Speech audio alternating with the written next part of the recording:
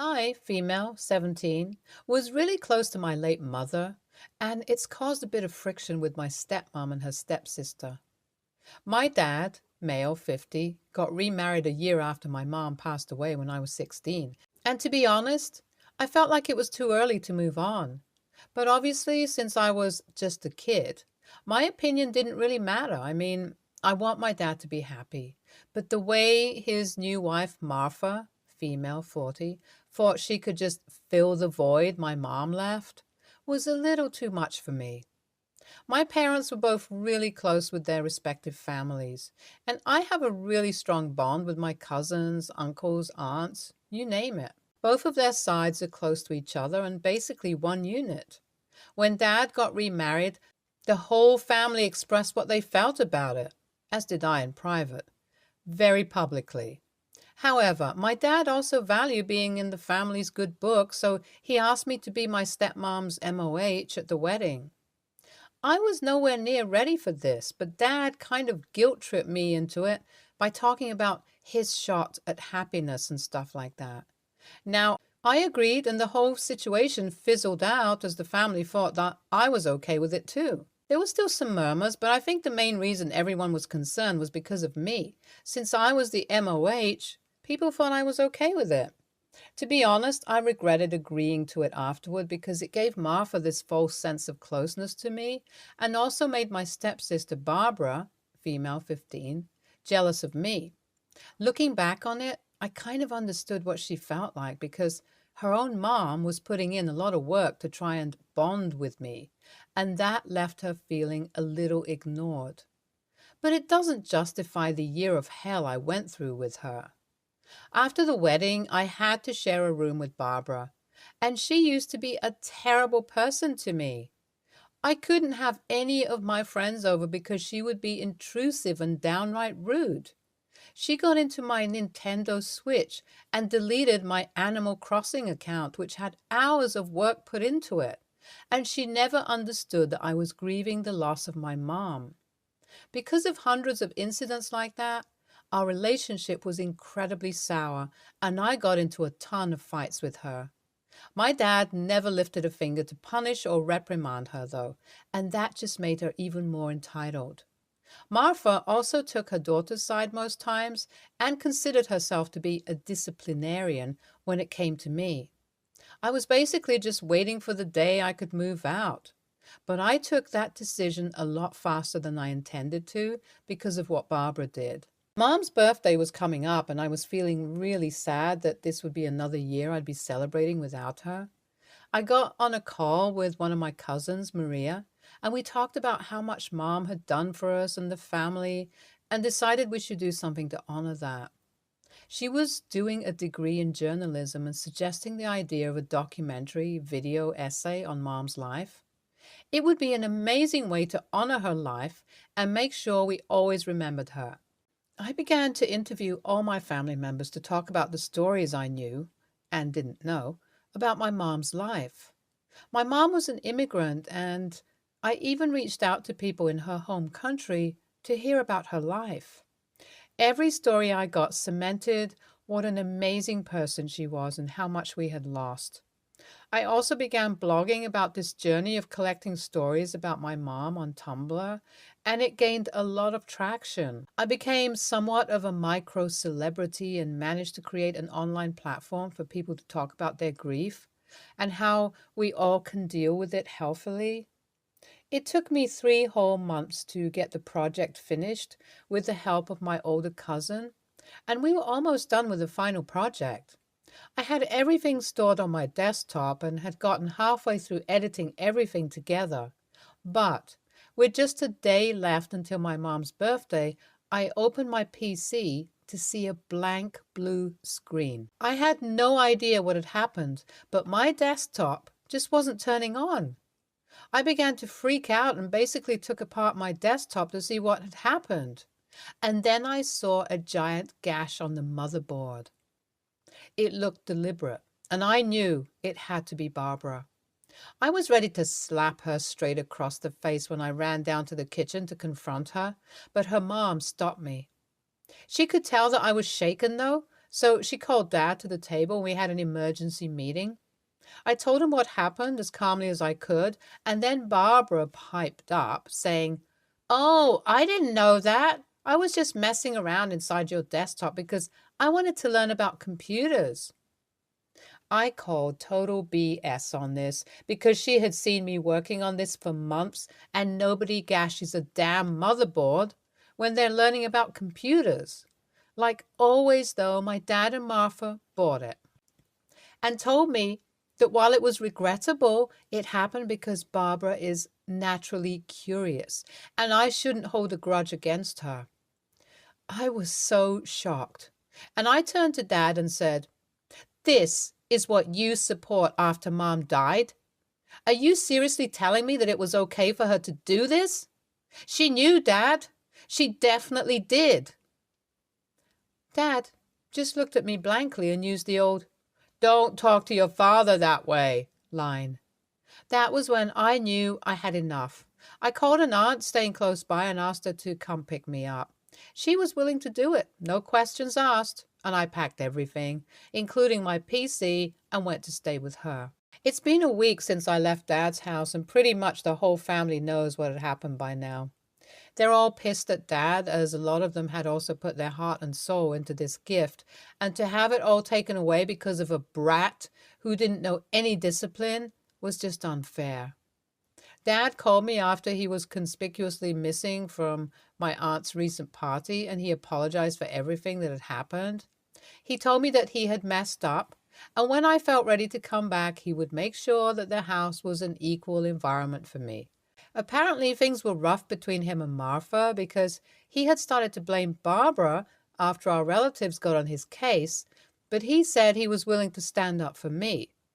This was really nice to hear until I heard him mention, "Hon, could you please tell your aunt that things are good between us now?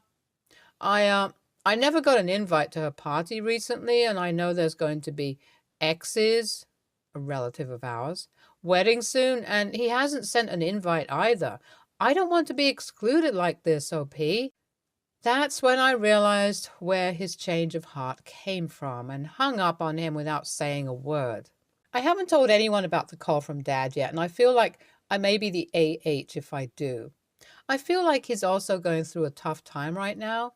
I mean, what he said did make me feel like going back to that house is going to be better now, and Barbara's going to be suitably punished. But I also feel very welcome at my aunt's and not something I'm worried about. However, it's not like I can stay at my aunt's place forever, and I need to know where I stand with my dad. She's not very well off, and sometimes I worry that I'm another mouth to feed. What should I do? Update 1. I confided in one person about the call. My cousin from before. She was firmly on the NTA side, and the details made her even more pissed off at my dad. She promised not to tell anybody about it, but she thinks if word got out, a lot of relatives would straight up go NC with Dad. She also told me that I was welcome to move up to where she was staying, Washington, after high school, and if my aunt was okay with it, I could stay with her until then. I would like that, and to be honest, I'm not really looking to go to college right away either, so maybe staying with Maria would help me get my life on track. But I'm still unsure about whether I should tell everyone about what Dad said on call. Oh, this is so nerve-wracking. Update 2. Something crazy happened yesterday when I came back from school to my aunt's place. I saw my dad and my aunt together in the living room. He had apparently sternly told her that he wanted to make things right and wasn't going to leave without a chance to talk to me. Martha and Barbara were conspicuously absent. He basically repeated everything he said on call and left out the part about asking me to make things right. When I pushed him on whether Barbara and Martha were on board with the equal space for me back home, he told me that he would convince them. I retorted by saying, "That's easy to say now, but you've let your stepdaughter walk all over me for a whole year." He immediately made this shocked and hurt face and made himself into the victim. I had enough of this crap from him and I just blew up on him.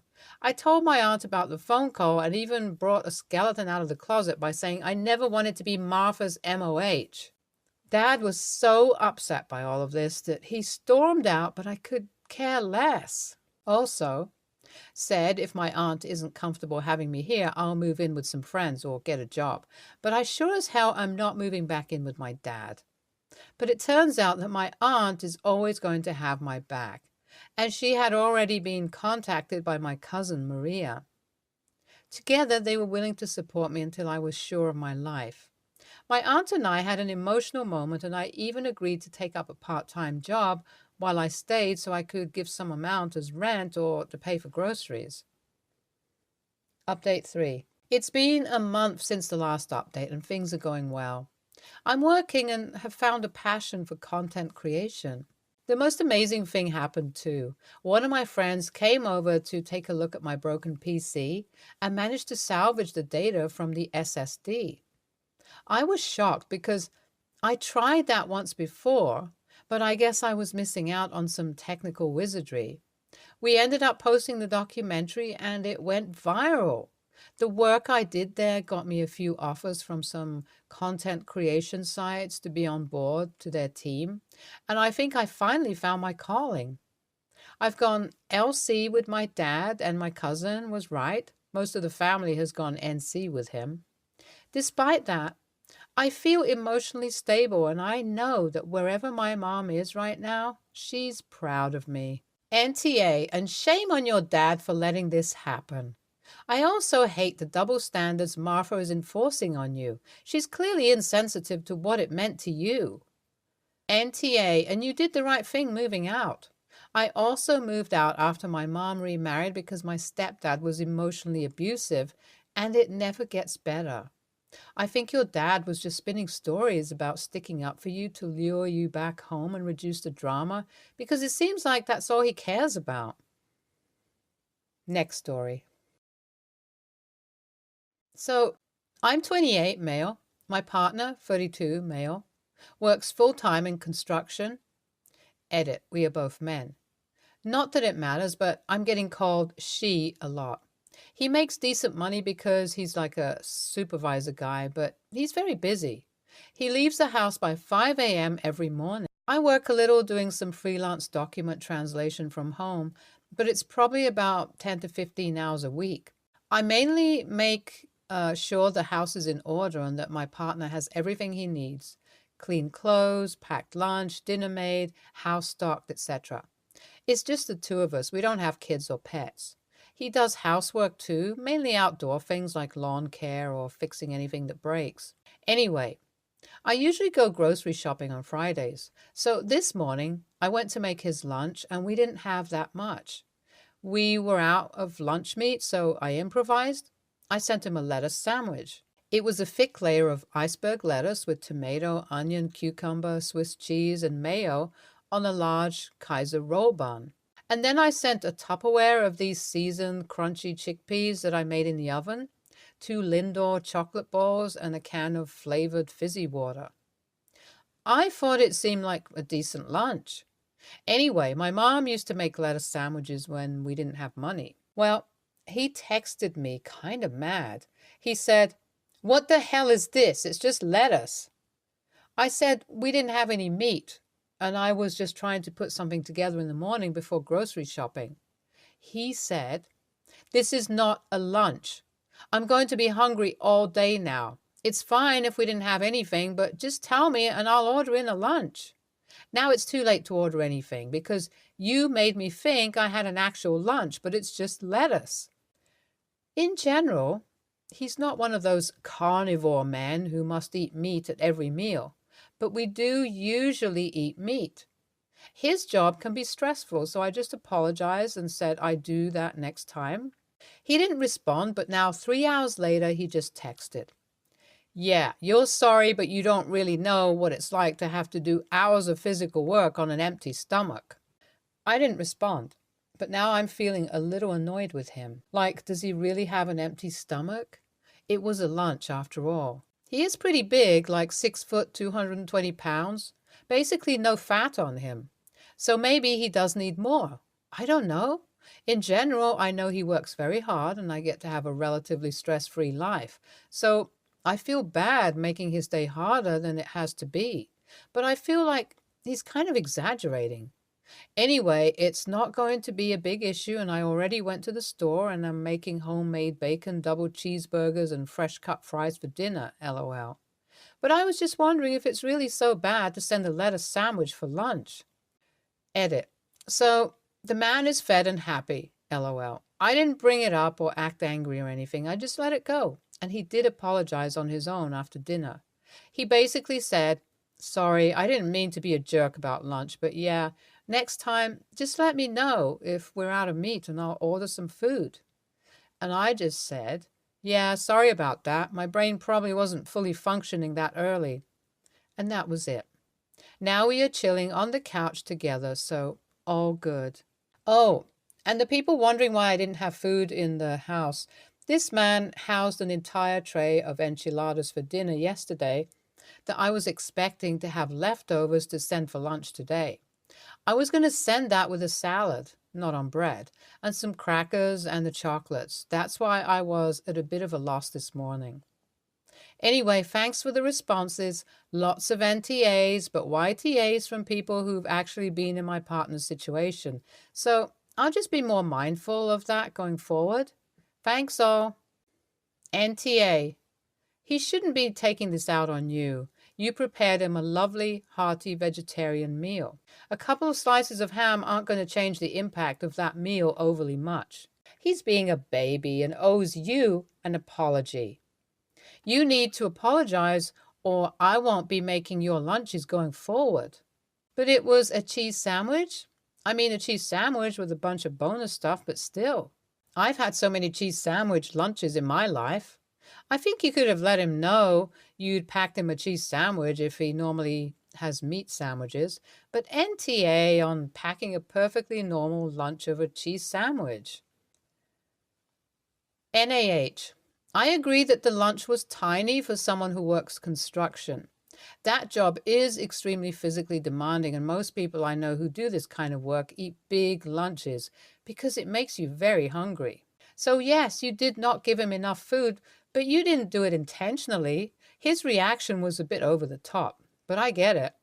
In the moment when you're very hungry and are looking forward to a nice lunch, it's a shock to discover you have a lot less than you expected. Just ask him how much he needs for lunch and take this to heart. Next story.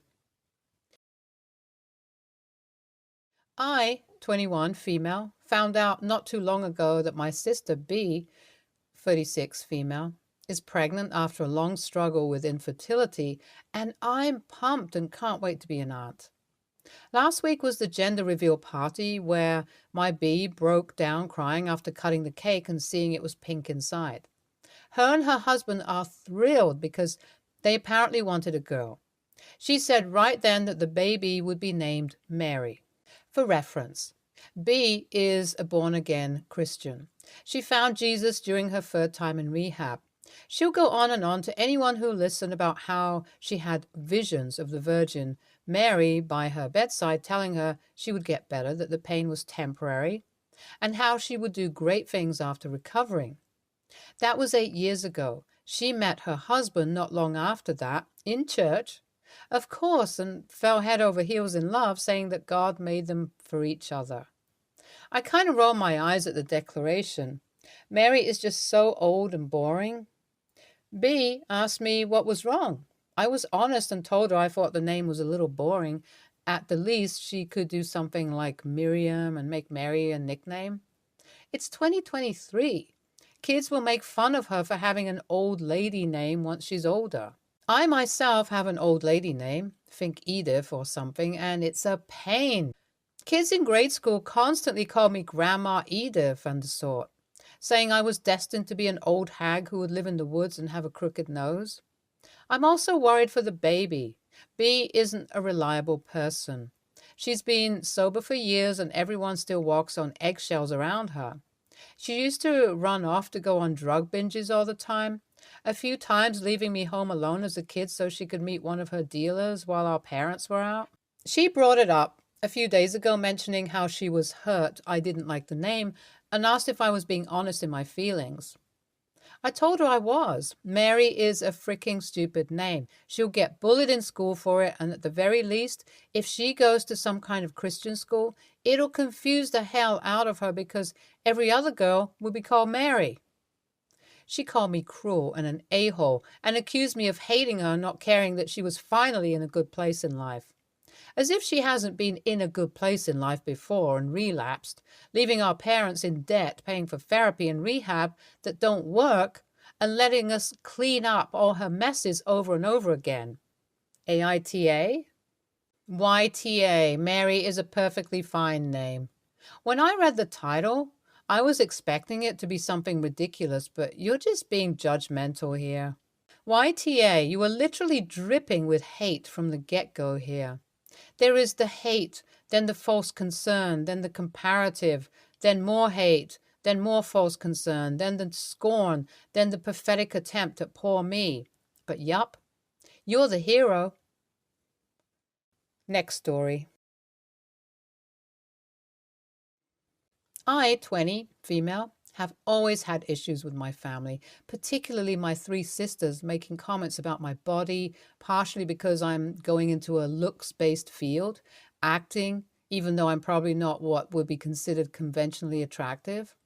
Ever since I started professional theater training 2 years ago, the comments have really ramped up. They usually have three things they comment on: my hair, my skin, and my weight. They know I'm very proud of having very thick, black, curly hair, so they often make comments about it being not really black and compare it unfavorably to my little sister's by saying hers is darker and less bushy.